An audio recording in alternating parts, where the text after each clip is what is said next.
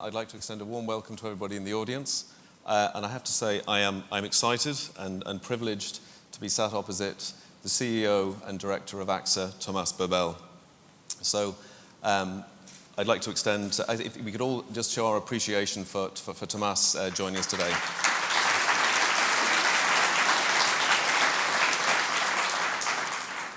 Now, Thomas, you've braved the joint storms of Brexit and Storm Lorenzo this morning.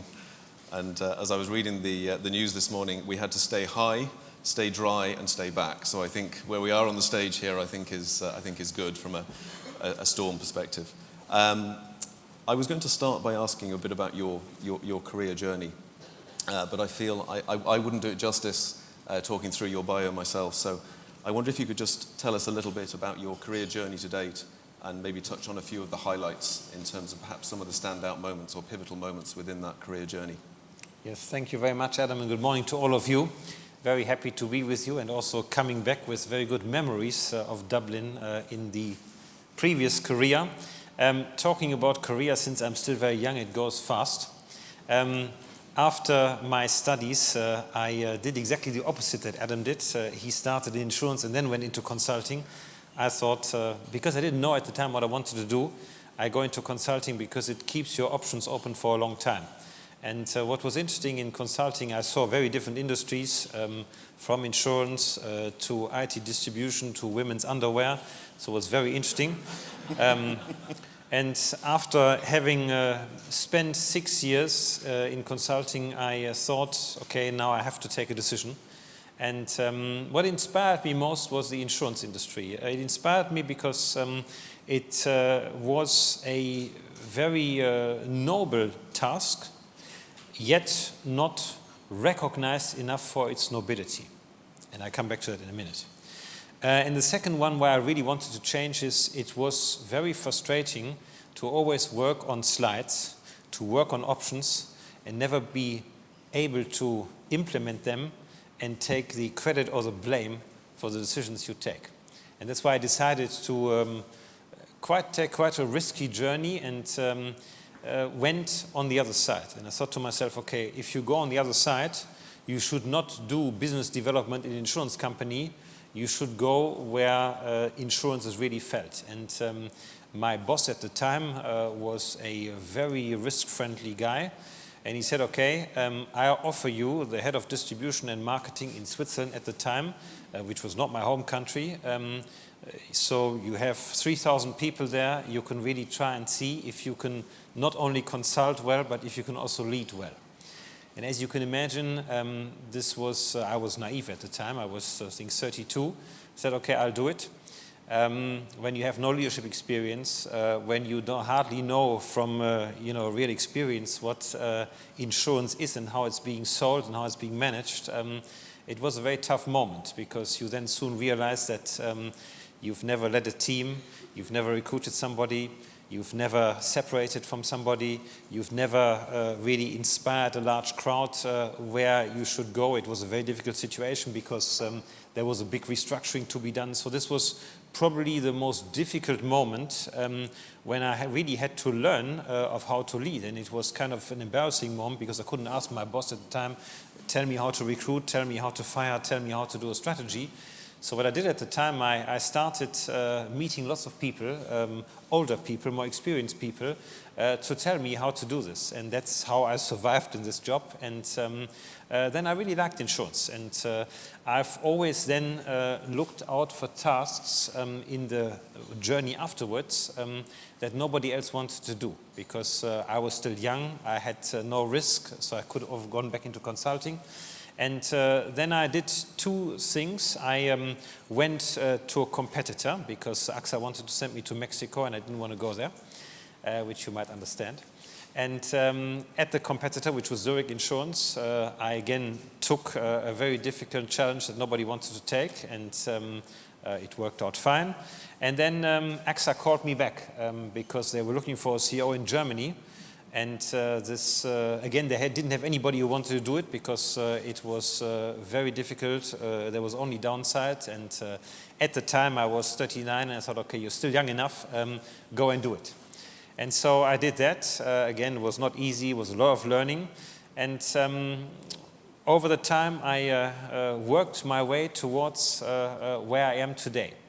You asked me, Adam, about standout moments. I mean, there were many standout moments because obviously when you come from a small town in Germany and end up in France's capital, there's many standout moments about cultural adaptation, cultural implementation into a country, which is never easy. There is standout moments about how do you grow as a leader, how do you learn, how do you build a network to learn from. But I think if I want to highlight one standout moment, which has certainly been the most impactful for me, was actually at the day of my nomination as a CEO of Axa, because the process for the succession was very long. It took 3 years. There were many interviews. I had to write a book on myself, on my vision for Axa, on how to implement it. And on the day of nomination, I actually went back to the board and said, look, why have you chosen me? Because I'm the least obvious. I was not French. I was the youngest. I was the least at Axa. Why me?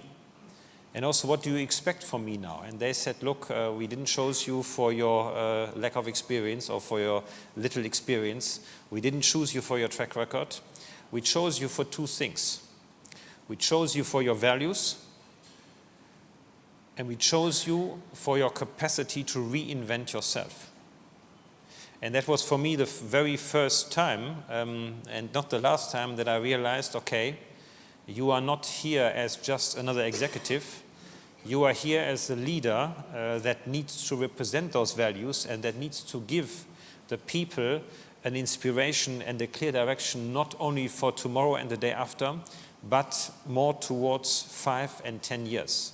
And I think that for me was a pivotal moment of really changing my own perspective of my role. Thank you very much, and I'm glad I asked you to do that because I don't think I would have done that justice. In terms of, you touched on culture there, and culture, as you know, as we've discussed, isn't something that you just create. There are foundations for it as well. And you talked about the fact that you've joined Axa twice now at this stage. What is it about the culture that you've created, or the culture that exists within Axa, that makes it a place that certainly that you have revisited, but that others join and stay as well? So I think culture is probably the most underappreciated topic in a company, and it was the same for me. And I only realized and appreciated it when I didn't have it anymore.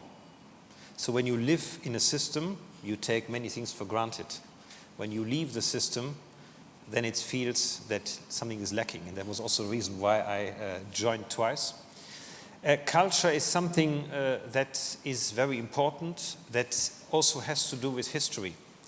And when you look at Axa, Axa is a very young company. I mean, we have a history of 30 plus years. We are not, yes, I mean, it's a story of M&A, but it's not a story that has started somewhere in 1675, where we were the first French fire insurer and then moved on. It's a very young company, and the company has always had as a characteristic to think long-term and be in long-term cycles. So I'm the third CEO in over 30 years. My predecessor has done 17 years. My pre-predecessor has done almost 20 years. And both are still alive and both are still there. And I see them every week. And this is a very important topic for culture, because culture needs, you need to understand the heritage. Your heritage is also part of your future. And when you want to appreciate culture and want to further develop it, you first need to understand what has made the company strong and what was the conviction of those people who made it strong. The second thing about culture is it is very much a collective thing. Yes, the culture of the company needs to be in full alignment with your own culture, with your own values. But the big question is, how do you make it alive in your people? How do you encourage, how do you entice your people? And I remember when we started to revisit the culture, not with the aim of revolutionizing it, because we didn't need to, but more with further developing, it was all about we need to engage people, we need to engage our leaders, our people, our frontline people, to really make sure that they have an input in what culture means. And what we did in the first step was to say, okay, are the values that we have still the right ones, or do we need to slightly adjust? And we slightly adjusted, but we kept the existing values. What we then did, we worked a lot with our teams on what are the behaviors and the commitments behind the culture. And so that was the foundation, and we did at the time ice bucket challenges that went viral everywhere, and it's quite interesting. I travel a lot, I visit most of the entities and have already visited several times, and what struck me is that the buildings are all different, the people are all different, but the culture and the way the values are presented and lived is virtually all the same. And so having a culture is one thing, but you also need to appreciate and live up to it. And this can only happen if you have very frequent feedback. And so what we do at AXA, every 3 months, we've got a so-called pulse survey, where we get a feedback from the entire organization on how we are doing on the commitments. So every 3 months, I see how do we perform, and it's not only by school grades, it's also with many, many verbatims. It's about 70,000 verbatims every 3 months. And you have to be fast, because every 3 months you are back in the judge again. And we also do this by groups. So last week we had an offsite with my team, where the 50 people below us have rated us and have given us feedback. And that's the only way you can make a culture live, taking it seriously, and also be able to improve as you go along. We might come back to a couple of elements of culture, but thank you very much. That's just if we move a gear a little bit in terms of global influences or global trends, just given the audience here today, what do you see as the kind of global influences that are shaping the world of tomorrow? Not specifically with an insurance perspective, but what do you see as the kind of the major global trends or influences? I mean, one, it is an insurance link. All of them are actually insurance linked. One is clearly climate. If you look at recent election, if you look at where priorities are, if you look at what is so linked to many issues, be it our well-being, be it migration, be it social fragmentation, climate is at the heart of it, and climate is something that we are finally starting to take seriously, but which is very important now, how we take it seriously and how we make an impact. The second fundamental one for me is trust. There's a fundamental topic in our society, a lack of trust, and a lack of trust with problems that have become more complex. Who and how is going to resolve it? A third topic for me is around education.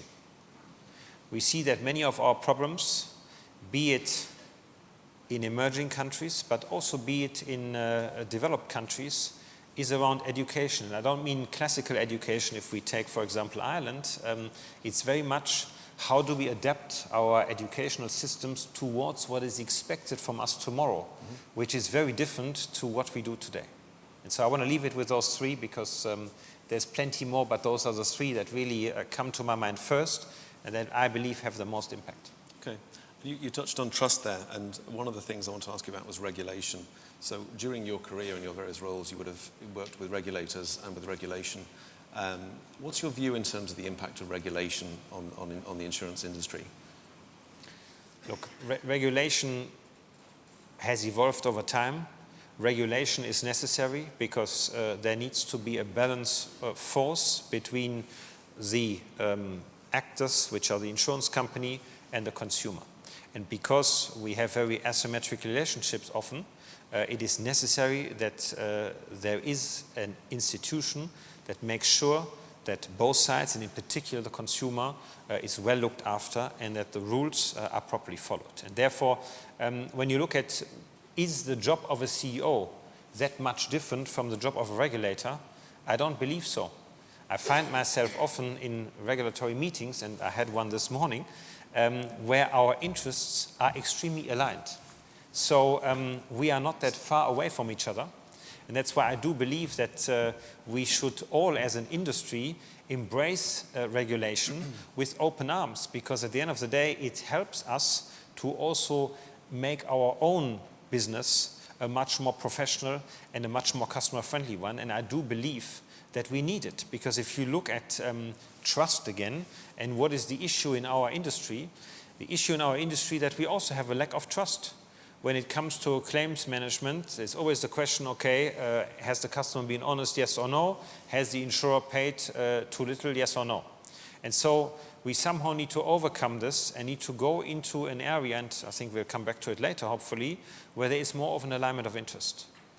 Regulation, however, should always be in balance, because at the end of the day, the consumer will have to pay for the regulation. And I think it's always important when it comes to new regulation or advancement of existing regulation to understand what is the cost of it and what is the benefit for the consumer.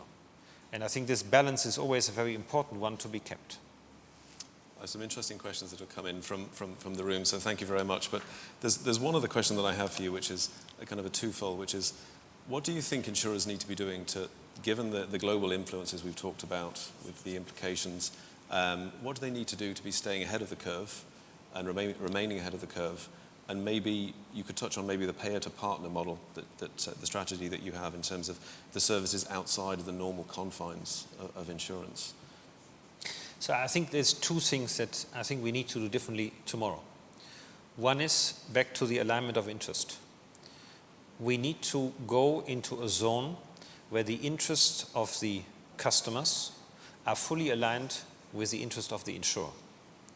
When you look at where we are today, we are not yet there, because our principal task is paying claims. Yet when you ask what the customer expects from us, they actually expect far more. And they often expect that we help them to avoid that the claim even exists. Are we doing enough on this? No. And most of our prevention efforts have actually failed. And so for me, one topic is very much, what can we do more? Which services can we give in addition, so that claims payment remains an important part of our activity, but becomes more the exception of our activity rather than the focus. To give you an example, in health insurance, we are paying claims. We are very good at it. We are very appreciated for it. Yet our customers often want to have medical advice and be fast and avoid additional visits. Why are we not going far more in the delivery of medical services? And that's why we've decided quite some time ago to go into telemedicine and to be able to serve the customer and help the customer, the patient in this case, as quickly as possible. The second avenue to my mind is to find a different relationship and a more productive relationship between the public and the private space. We often find ourselves in a situation where public and private insurance is in coexistence. Again, if you take health insurance, we often have social systems and private insurance that are doing the same. And I'm not questioning that. I think the coexistence is good. However, could we not work more together? Could we not do more things together and solve problems? And that the same is true for climate, the same is true for health, the same is true for natural catastrophes. There is a large space that we are leaving unattended today where we could work together. To give you another example, in emerging markets in Mexico, we, for example, decided to go into building small clinics, so doctor's office between 6 and 8 doctors, where we create medical infrastructure that doesn't exist, where we help the state, but where we are also giving access to medical infrastructure to people that haven't had medical access so far. Okay, so everything from prevention to early intervention as well. Exactly. And I think you've kind of answered my other question, which was, where do you see AXA in 2030? But I think you've painted quite a broad picture. So what I'll do is I'm going to move to some of the questions from the room. So again, thank you very much. The first question I have here is, which maybe comes back to the women's underwear point. Maybe a question from left field: if you were not the CEO of an insurance company, what would you be doing? I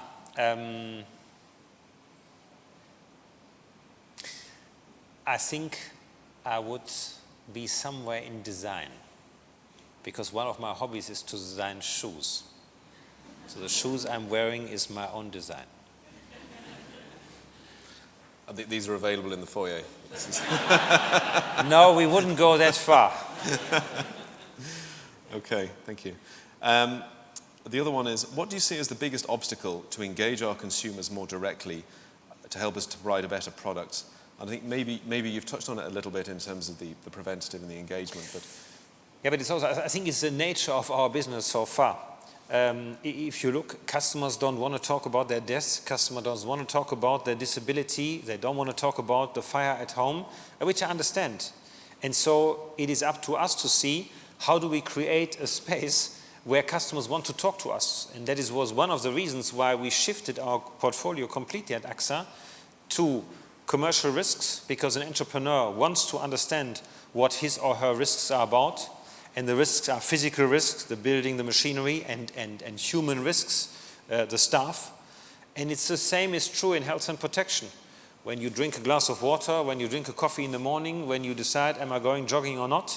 These are daily decisions on your health. And so these are open doors where you have a normal, where you can have a continuous discussion, and adding services to it where you create more frequency in the interaction on telemedicine, on IoT, in commercial insurance, gives you a very different relationship and also gets you to know your customer much better. And one of the other topics we talked about was, or we kind of touched on, was we talked about climate change. But one of the key things, certainly that I see a lot of, is kind of, which is core to the success of any business these days, is corporate social responsibility. And I know you've taken a personal interest in this as well as through Axa. I suppose the question is, there's partly a question that's come from the audience around engaging in the Paris Agreement, but also in terms of, do you think CSR is a measure that's here to stay and is going to be the way that companies are continued to be measured moving forwards? So, I mean, CSR is not a hobby anymore where you can write a check and you are done. CSR have moved from that satellite hobby space into the core of your activity. And I've seen it over the years. When I was even younger, I was nominated a young global leader at the World Economic Forum, and I went quite often. And in about 14, 15 years ago, it was very much an easy business. You had those discussions on CSR on the side of the main stage. When you go today, it's on the main stage. It's here and there, and it's not sufficient anymore that you sign a declaration. People want to see actions. And therefore, we've said we need to live up to it. Insurance is in the middle of society. We are, at the end of the day, making sure that there is fluidity, that there is cohesion, and that there is coherence in society. And since all of our societies are suffering from a fragmentation of societies, it has even become more important. So we've decided to go quite a radical way. We were the first ones, even before the COP21, to go out of coal and to go into green. We went out of tobacco. We are now very much engaged in plastic and sugar. But to be self-critical, this was a good first step. Because the other day we made the exercise and said, okay, let's have a look at where we stand. I mean, we've divested significantly from coal, if we stay on this example, and moved funds into green. Has it really made a difference? Yes, but not enough. And I think what we've missed so far is to focus ourselves on the middle. We've dealt with the extremes, but not the middle. So when you ask, for example, a petroleum company like a BP, like a Shell, like a Total, their issue is not, okay, how do I go from coal to green?